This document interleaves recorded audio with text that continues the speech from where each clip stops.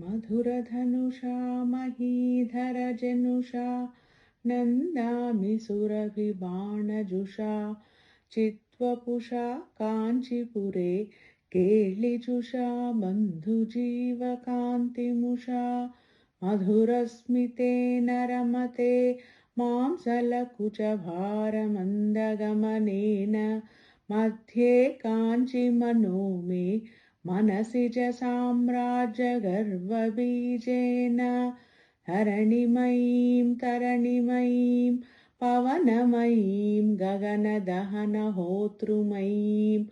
अम्बुमयीं इन्दुमयीं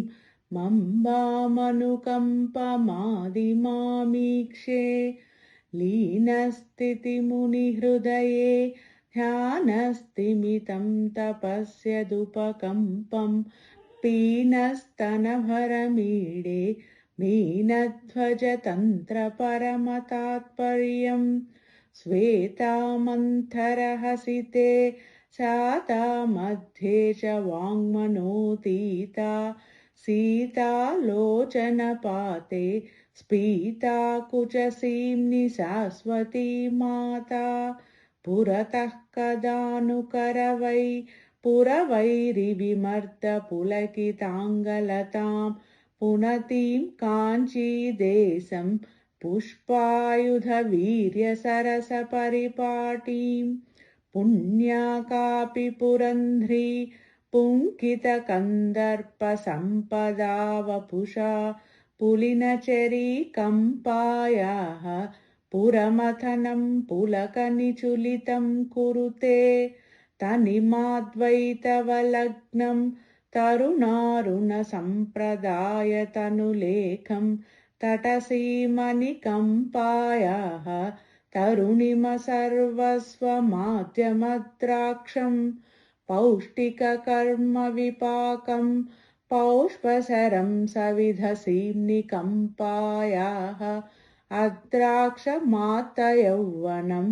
अभ्युदयं कञ्चिदर्थशशिमौळेः संसृतकाञ्चीदेशे सरसिजदौर्भाग्यजाग्रदुत्तंसे संविन्मये विलीये सारस्वतपुरुषकारसाम्राज्ये मोदितमधुकरविशिखं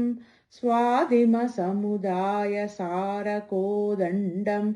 आदृतकाञ्चीखेलन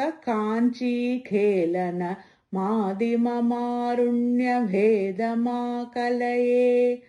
उररीकृतकाञ्चीपुराम् उपनिषदरविन्दकुहरमधुधाराम् उन्नम्रस्तनकलसीम् उत्सवलहरीमुपास्महे शम्भोः येन शिशुदीर्घलोचनम्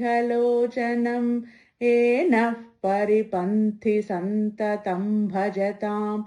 एकाम्रनाथजीवितम् एवं पददूरमेकमवलम्बे स्मयमानमुखं काञ्चीं वयमानं कमपि देवताभेदं दयमानं वीक्षमुहुः वयमानन्दामृताम्बुधौ मग्नाः कुतुकजुषि काञ्चीदेशे